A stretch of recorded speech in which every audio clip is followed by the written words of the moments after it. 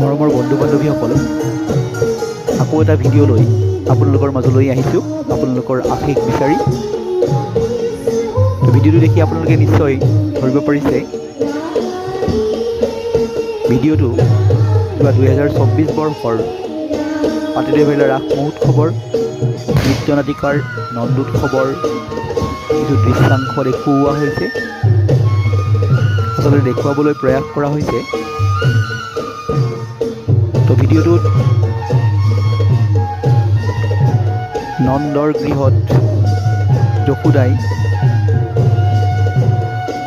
গোৱালীসকলৰ সৈতে কি ধৰণে দধি মথিছিল তাকে দেখুওৱা হৈছে।